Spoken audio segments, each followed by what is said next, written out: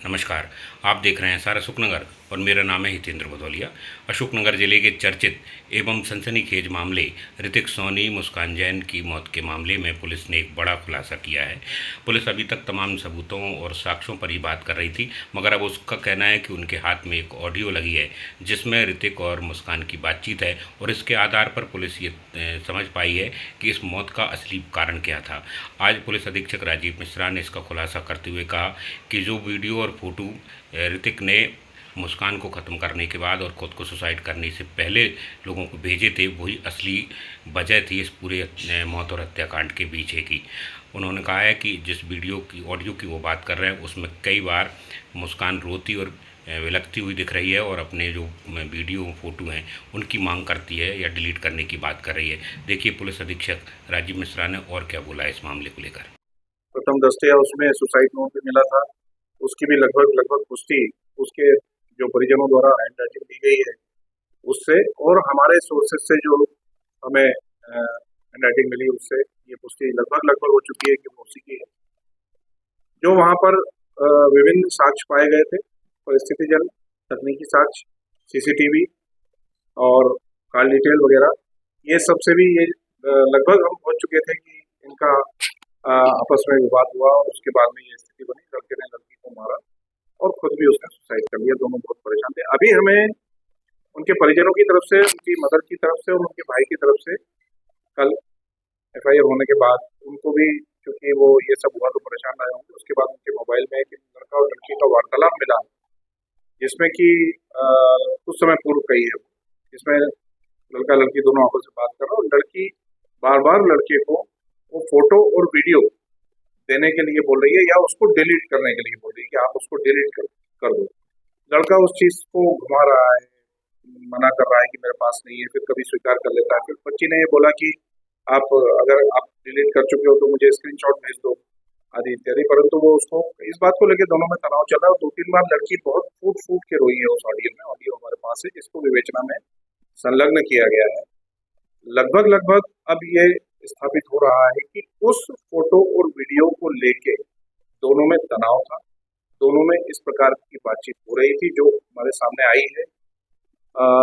लड़की 3 से 4 बार बहुत ज्यादा फूट के रोई है। पुरानी सब बातें उसने बताई है कि तुमने प्रॉमिस किया था कि तुम ये डिलीट कर दोगे, हटा दोगे, फिर भी नहीं हटा रहे हो। इनके घर वालों को भी मालूम था, इनके घर में से कुछ सदस्यों को मालूम था कि ऐसा हुआ। उनकी भी बातचीत हुई थी कि भाई तुम इसको हटा दो। उस दिन ये मिले हैं और मिलने पे 8-20 पे दोनों साथ में पाए गए हैं। संभवतः ये है कि उसी बात को लेके इसने बुलाया हो, फिर इनका वहां मौके पर इसी बात को लेके विवाद हो। चूंकि मरने के ठीक पूर्व लड़के ने वो फोटो वीडियो ही अपलोड किया, वही उसका एक मतलब उसका अपना एक ईगो का मुद्दा बना होगा या उसके मन स्थिति ऐसी होगी कि यही इसी बात को लेके मैं इसको परेशान करूँ, और उसकी यह स्थिति थी कि वही मांग रही थी। चूंकि वो मरने के ठीक पहले अपने आप को स्वयं करने के पहले उसने वो चीज पूरे उसके परिजनों को, रिश्तेदारों को, दोस्तों को, सबको उसने भेजा, तो ये भी इस ओर इंगित करता है कि वो ये इस तरह से करना चाह रहा था। तो वो एक महत्वपूर्ण साक्ष्य मिला है जो विवेचना में संलग्न किया गया है, और अभी तक की स्थिति में ये लगभग स्थापित है। अभी कुछ वैज्ञानिक साक्ष्य आना बाकी है, बाकी बिंदुओं को भी हम देख रहे हैं, लेकिन ऑलमोस्ट 80% ये चीज अब क्लियर हो चुकी है, क्योंकि और कोई ऐसा डाउटफुल चीज सामने नहीं आई। तो उसका एक संक्षिप्त नोट आपको शाम को दोपहर बाद हम उपलब्ध करा देंगे। मूलतः एक नहीं, परिवारों की तरफ से कुछ करना नहीं, वो आपस में ही इनका था। और मेरा तो आप लोगों के माध्यम से एक ही कहना है, जो मुझे ओवरऑल एनालिसिस में ये चीज समझ में आई, बच्चे बच्ची परेशान रहते हैं, परिवार के कुछ सदस्यों को मालूम होता है, जैसे इस प्रकरण में भी कुछ सदस्यों को, खासतौर से महिला सदस्यों को मालूम था, परंतु किसी संकोच के कारण या इस कारण से कि किसी पुरुष सदस्य को पता चलेगा तो वो उत्तेजित होके और परेशान न कर दे, तो ऐसा ना करें। ऐसा नहीं, उनको शेयर करना चाहिए। अगर वो शेयर कर लेते और अगर वो बैठते बातचीत करते, कई केसेस में आपको बताऊं, हमारे यहाँ 2-3 केसेस ऐसे हुए, अलग अलग थानों में हुए हैं, कोतवाली में भी हुए, बाकी भी हुए हैं, जिसमें कि ये शिकायत आई कि बच्ची के इस तरह से इसके पास में फोटो वीडियो है। हमने लड़के को बुलाया, लड़के के घर वालों को बुलाया और उसके फोटो वीडियो हमने डिलीट करवाए, समाप्त करवाए। डिलीट हुए, उस लड़के ने स्वीकार किया। अदरवाइज ये भी था कि हम कार्रवाई भी करेंगे। डिलीट हुआ, परिवार संतुष्ट हुआ, आज आराम से है, खुशी से है। उन्होंने वो कदम नहीं उठाया।